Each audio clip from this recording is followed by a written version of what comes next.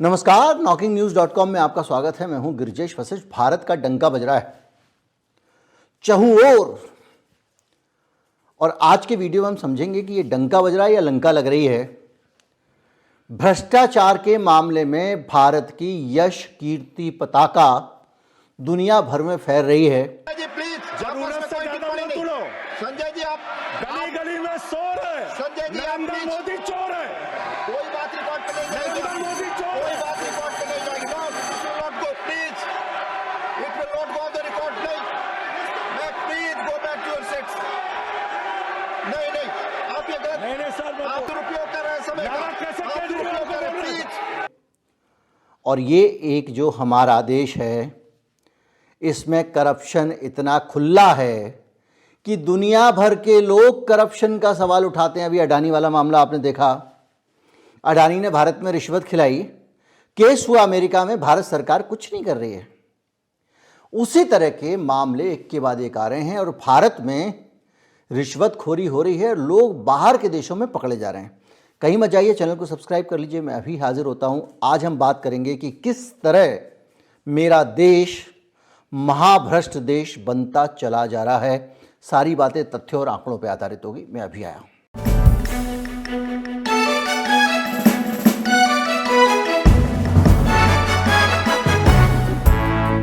हुआ क्या है, अडानी वाले मामले पर तो सुनवाई का वक्त नज़दीक आ गया है। अडानी जी का क्या होगा ये तो अलग बात है, लेकिन अडानी जी पर जो आरोप लगा था वो ये लगा था कि उन्होंने एक power project, solar power project, जो सरकार की मदद से अडानी जी ने लगाया है, उस प्रोजेक्ट की बिजली केंद्र सरकार के एक संस्थान से वो राज्य खरीद ले, इस बात के लिए अडानी जी ने रिश्वत दी थी।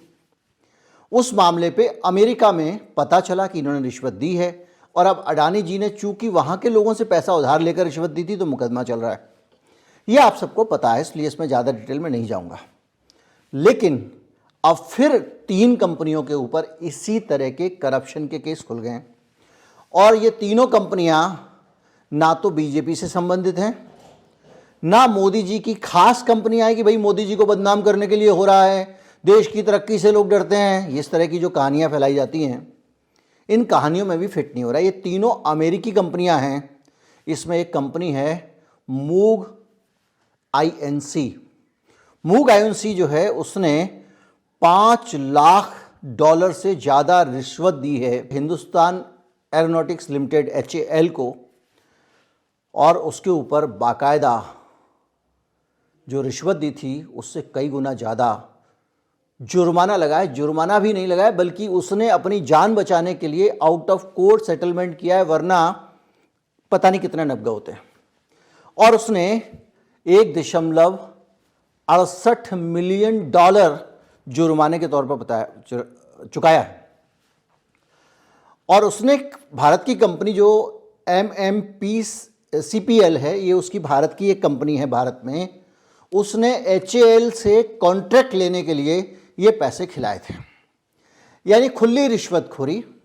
ये मामला भी सामने आ गया है और सरकार इसको भी बचा रही है, क्योंकि हिंदुस्तान एरोनॉटिक्स लिमिटेड किसकी कंपनी है? केंद्र सरकार की कंपनी है।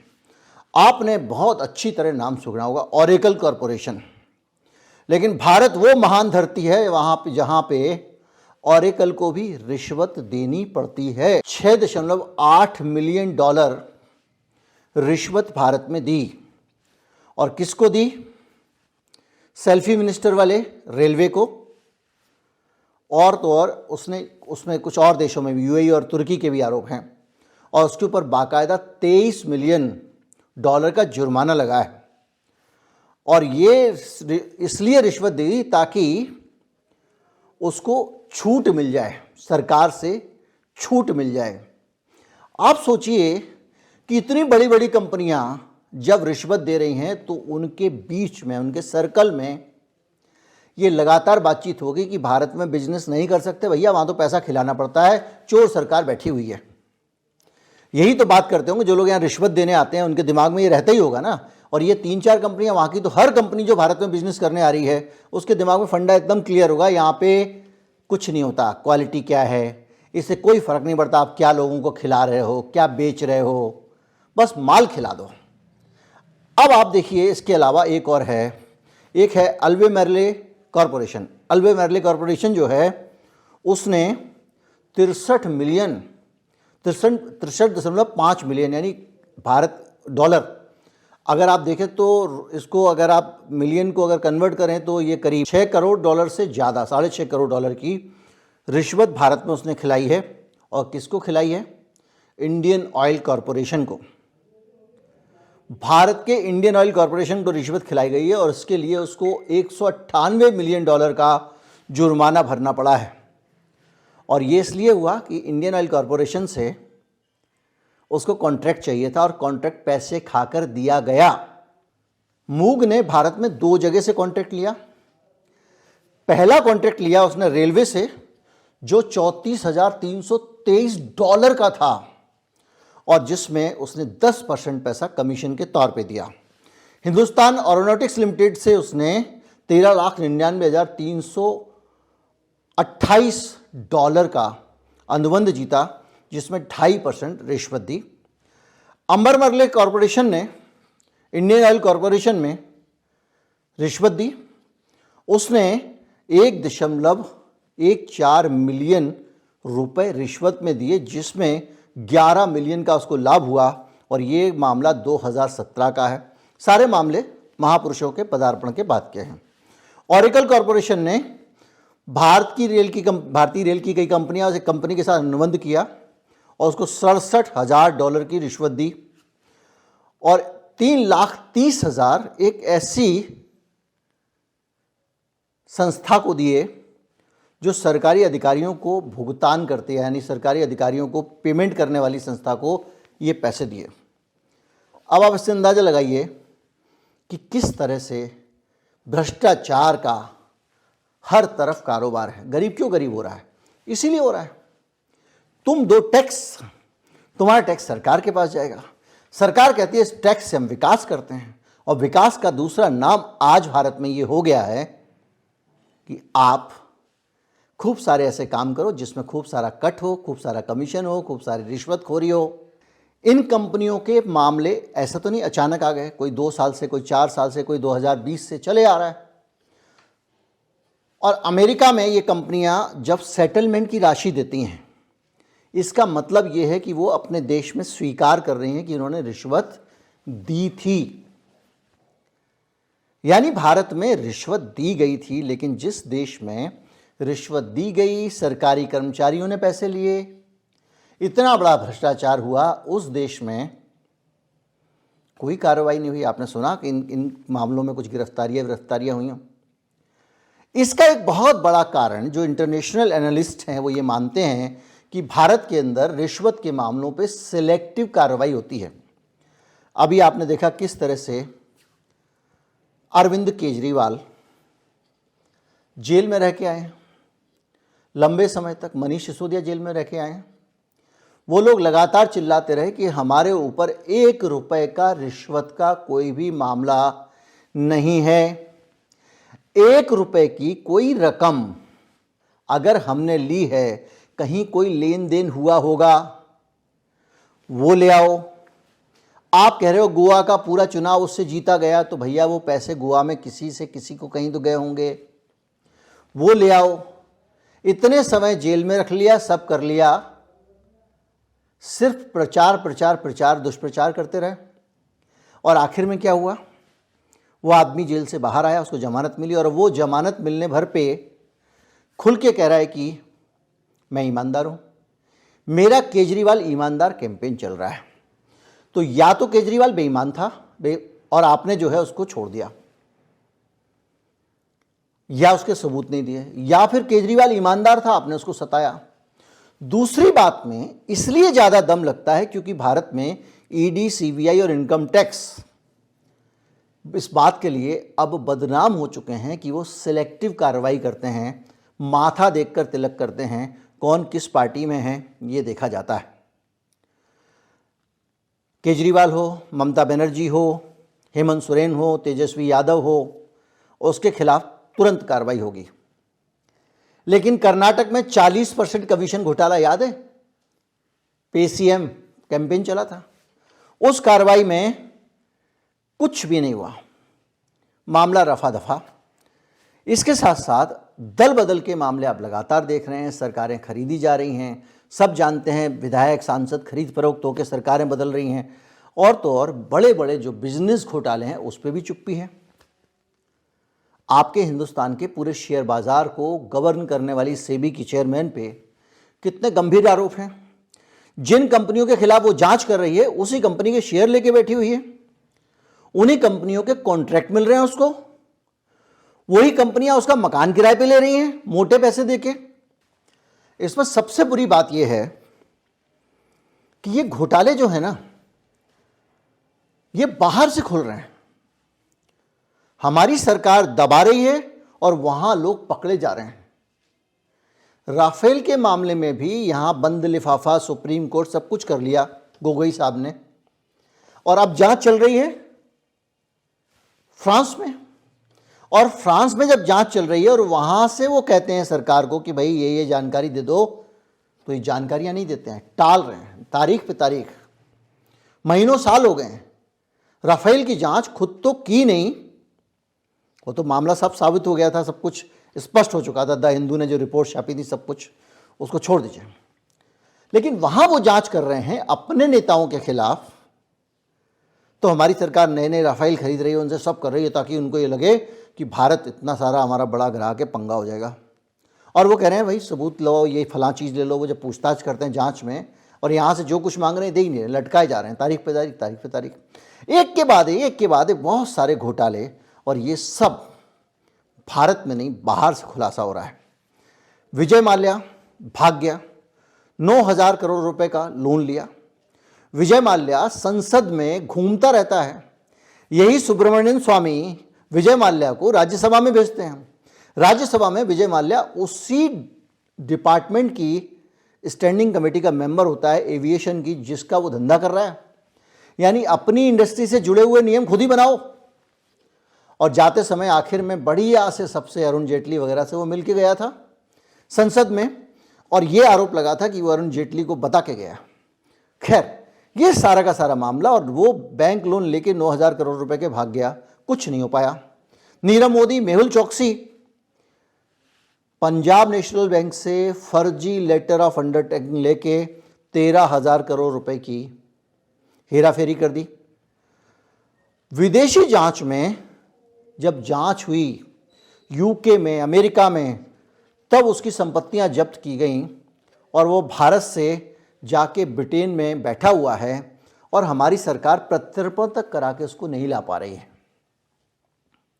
और हमारा एक आदमी जो रॉ का चीफ था, जो इसी सरकार की इच्छा पर ही पन्नू की हत्या करने के लिए गया होगा, और हत्या की नहीं, केवल उसका साजिश का खुलासा होने भर पे हमने अपने यहाँ के एक बड़े अधिकारी को अरेस्ट करके अमेरिका को दे दिया, और अपने ही अधिकारी को नहीं ला पा रहे हैं। तो कुल मिला के जो करप्शन है, ये हर तरफ पनामा पेपर्स में दुनिया भर के लोगों के खुलासे हुए।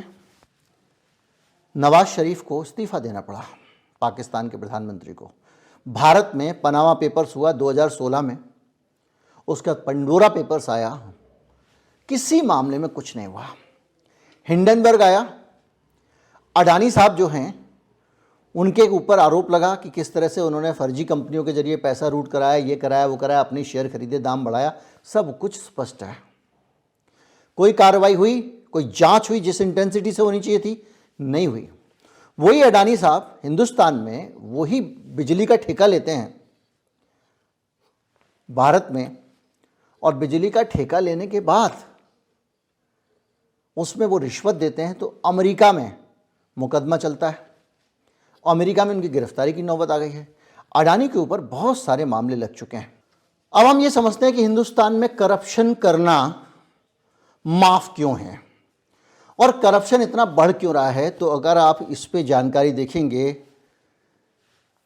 तो इस देश में कार्रवाई जो है वो करप्शन पे हो ही नहीं रही है। जिसको आप समझते हैं कि माथा देखकर क्लिक किया जा रहा है, वो करप्शन पे कार्रवाई नहीं है।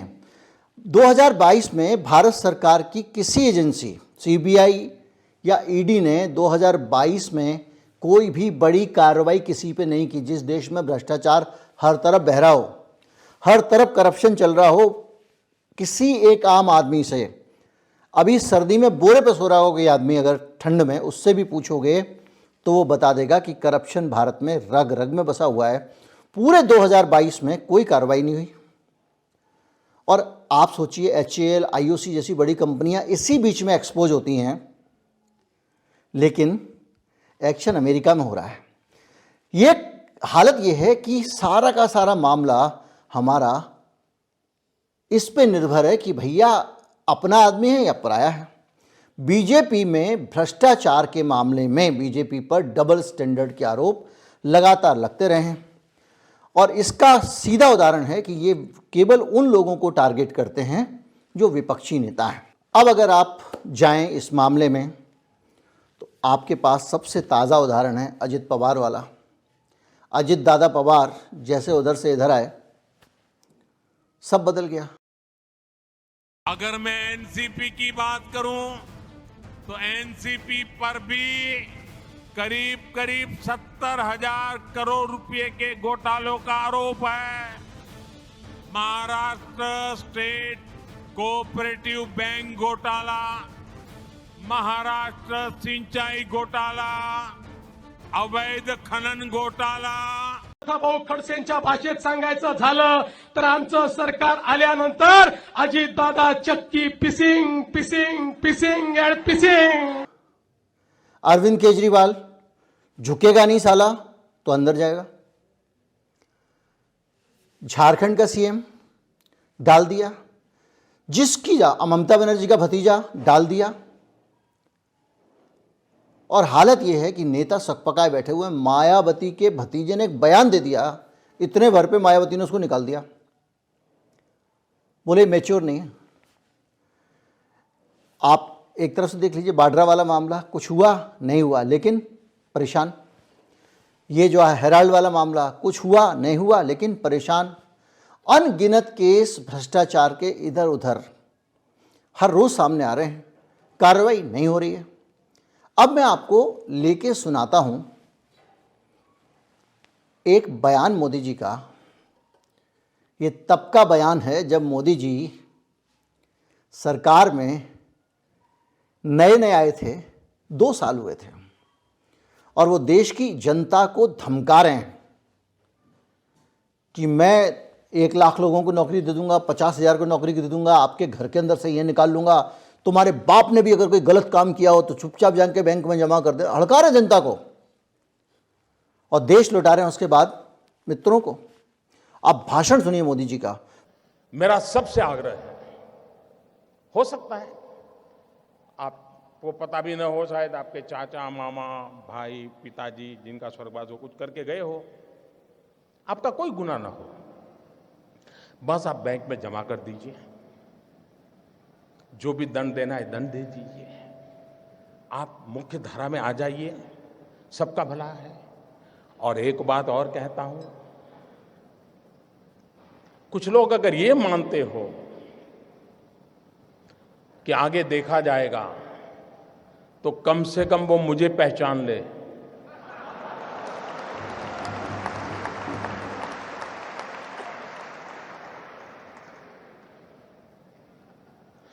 देश आजाद हुआ तब से अब तक का आपका कच्चा चिट्ठा मैं खोल दूंगा। जिनके पास ये बेईमानी का है वो मान के चले कागज का टुकड़ा है, वो ज्यादा कोशिश ना करें, ज्यादा कोशिश ना करें, वरना सरकारी मैं इसके लिए अगर 1 लाख नए लड़कों को नौकरी देनी पड़ेगी दूंगा और कोई इसी काम में लगाऊंगा। लेकिन देश में ये सारा कारोबार बंद चल रहा है, उसको बंद करना है। और अब लोग मुझे समझ गए हैं, इतने दिन उनको समझ नहीं आया, लेकिन जरा ये डोज ज्यादा आया तो समझ आया। लेकिन ये एंड नहीं है, ये पूर्ण विराम नहीं है। मैं हाथ खुल करके कहता हूं, ये पूर्ण विराम नहीं है। देश में भ्रष्टाचार, बेईमानी बंद करने के लिए मेरे दिमाग में और भी कई प्रोजेक्ट चल रहे हैं। अब जो ईडी है जिसके नाम से सब लोग कांपते हैं, उस ईडी का रिकॉर्ड सुनिए। उसने केवल उसकी जो कन्विक्शन रेट है वो 6.42% है, यानी कि 100 में से 94 लोग जिनके ऊपर ईडी केस करती है वो बेकसूर साबित होते हैं और उनको सजा नहीं हो पाती है कोर्ट से। यानी बगैर सबूत जुटाए, बगैर कुछ किए उठाया और डाल दिया जेल में, चूंकि मोदी जी ने कानून बदल दिया और ईडी के पास राइट्स हैं। जेल में डालने भर से नेता झुकेगा नहीं साला से कदमों में पड़ा हुआ इंसान बन जाते हैं। इसके साथ साथ ईडी की जो कार्रवाई है 2014 से अब तक 95% मामलों में विपक्ष के नेताओं पे हुई है। यानी जो आपके आसपास करप्शन हो रहा है 25 मामले तो मैंने आपको बता दिए। तो ये पूरी सिचुएशन बताती है कि करप्शन चरम पर है। और ये जो करप्शन चरम पर है वाली बात है, ये करप्शन क्या है? ये दरअसल मेरी और आपकी जेब कटाई समारोह है। अगर दिल्ली में जैसे आम आदमी पार्टी दावा करती है, मनीष सिसोदिया, केजरीवाल दावे करते हैं कि वो एक पुल था, हमने उसको बना दिया, 600 करोड़ कम खर्च हुए।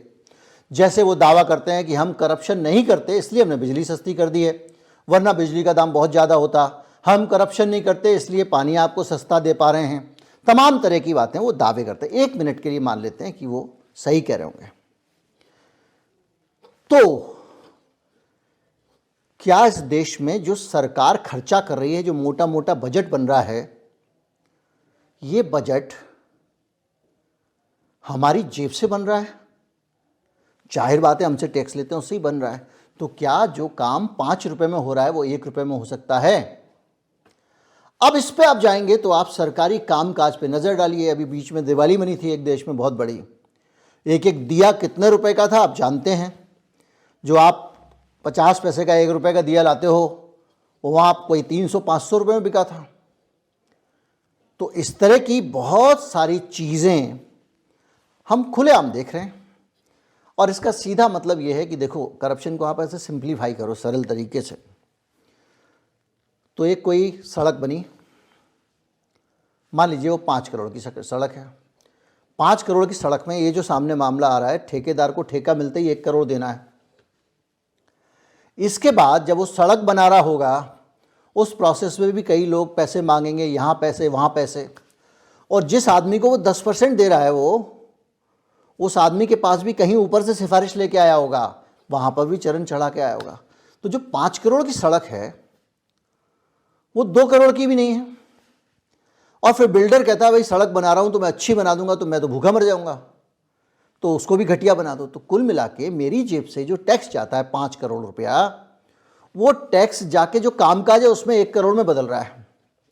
और ये जो 4 करोड़ है, इसी से बड़ी बड़ी पॉलिटिकल पार्टियां अमीर पे अमीर हो रही हैं, दफ्तर पे दफ्तर बन रहे हैं। उनके हेलीकॉप्टर देखो, उनके बंगले देखो, उनके पास पैसा देखो, रुपया देखो, इसलिए कि उसको पता है मैं 100 करोड़ लगाऊंगा, 500 करोड़ निकाल लूंगा। जनता बैठी है ना, टैक्स ही नहीं लेंगे। इसको बिजली, इसको कहेंगे, स्कूल वालों को कहेंगे मुझे पैसे खिला, स्कूल खोल ले, तू इनको लूट। अस्पताल वाले को कहेंगे तू मुझे पैसे खिला, अस्पताल खोल ले, इनको लूट। इस तरह से हमारा देश चल रहा है। और ये जो चल रहा है, इसकी ख्याति जब विदेशों में जाती है तो और भी अफसोस होता है। उम्मीद करता हूं कि आप एक तस्वीर साफ देख पा रहे होंगे कि किस तरह से इस देश को हमने, जब संविधान पर बहस हो रही है और एक बात बार बार कोट की जाती है डॉक्टर अंबेडकर की कि संविधान तो बहुत अच्छा है लेकिन ये इस पर निर्भर करेगा कि इसको चलाने वाले कैसे हैं, तो हमारे देश का संविधान ऐसा प्रतीत होता है कि हमने ये देश बेईमानों के हाथ में सौंप दिया है। नमस्कार, जय हिंद।